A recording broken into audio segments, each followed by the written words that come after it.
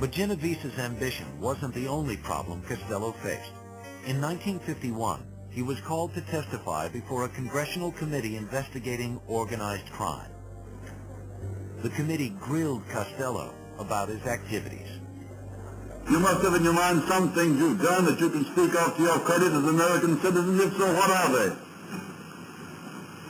Paid by tax. His worst fear was realized, and it came to fruition during the Capalva Committee hearing when he was unmasked for what he was, a mafia leader in disguise, uptown, who was really the uptown branch of the Cosa Nostra.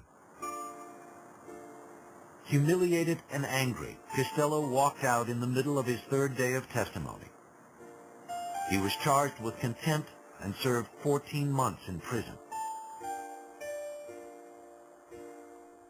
3 years later, he was convicted of tax evasion, fined $30,000, and sentenced to 5 years. He was released on appeal after serving 11 months, but he knew his days as head of the family were numbered. Vito Genovese had made no secret of his desire to become boss. The violent Genovese was popular with the family muscle, the street thugs who did the dirty work, while the money men like Costello kept their hands clean. In the years while Vito Genovese was away, the men closest to him did not prosper under Costello, as well as others had. So he felt his men had been held down and held back, and he was looking for vengeance. Genovese was now determined to knock off his longtime rival. To do the job, he turned to a trusted young lieutenant named Vincent Chin Gigante, a first-generation Italian-American. Vincent Gigante's rise to power took the route that is the most popular in the Mafia. It's called the chauffeur route. If you really want to get ahead in the Mafia, at some point what you have to do, or most advisable to do, is to become chauffeur to the big boss. Gigante was chauffeur for Vito Genovese.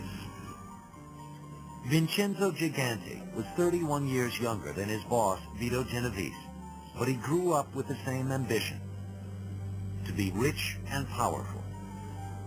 Gigante was born on March 29, 1928 in New York City.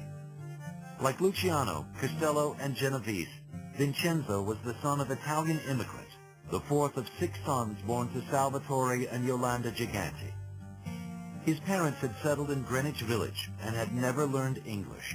His father worked as a jewelry engraver and his mother was a seamstress. Vincenzo dropped out of high school at the age of 16 to pursue a boxing career. Gigante got the nickname Chin, partially because his mother called him Vincenzo, or Cinzo, and because he had this distressing problem that when somebody socked him on the chin, he went unconscious, which is not a very good attribute for a boxer. After one particularly painful knockout, Gigante hung up his boxing gloves and joined the mob instead. He quickly rose through the ranks, and now at age 29, Vito Genovese had given him the most important assignment of his life. On May 2, 1957, after a night out with his wife and friends, Frank Costello returned to his apartment on Central Park West. As he entered the lobby, he heard someone behind him yell his name. It was Gigante. Vincent the Chin, pointing straight at Costello, with his arms stretched out like this, with a gun in his hand, says, "This is for you, Frank," and fires. Had he not said that, he probably would have killed Costello clean away.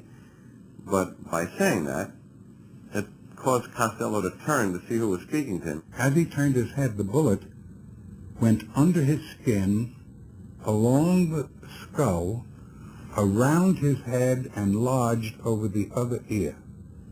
It knocked him down to the ground. The gunman escaped.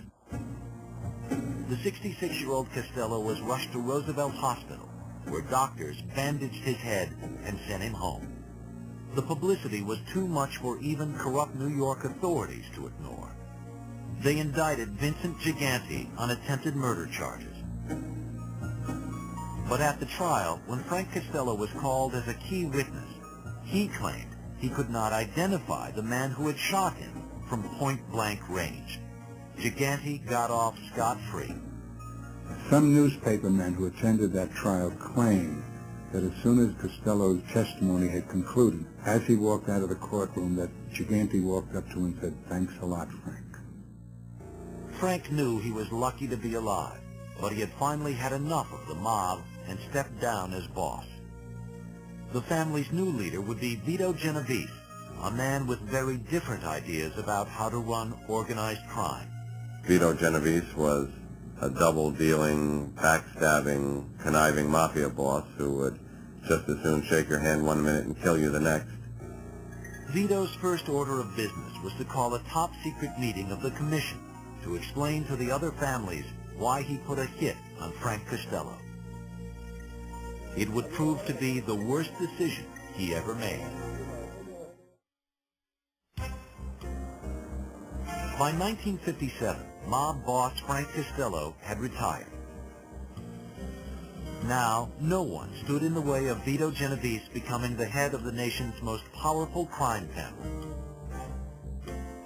His first task as boss was to explain to the other families why he had put a hit on Costello. Vito Genovese felt that he had to explain to the members of the commission in other parts of the country that this new leadership, that it would be business as usual. So he asked for the exceptional meeting. On November 14, 1957, mob leaders from across the United States met in the upstate New York town of Apalachin to hear what the new boss had to say. More than 100 members of the mafia gathered at a country home owned by one of the mobsters, but their presence did not go unnoticed. Officers on patrol in the area happened to spot the fleet of fancy cars parked at the house. They called for roadblocks to be set up to investigate. When the mobsters saw the police coming, some fled into the nearby woods, while others tried to escape in their cars. 60 of them were arrested on charges of consorting with known criminals. Now, the case was later thrown out of court, but the damage had been done. It was the attention. Big black newspaper headlines, mob summit, mobsters meet.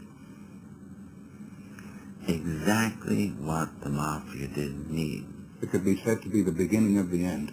Up till that time, many people in law enforcement did not even know that these gangs existed as such.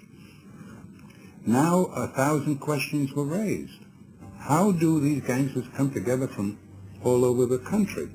Who calls the meeting? Who sends out the notices? Vito Genovese was blamed, and some of his colleagues never forgave him.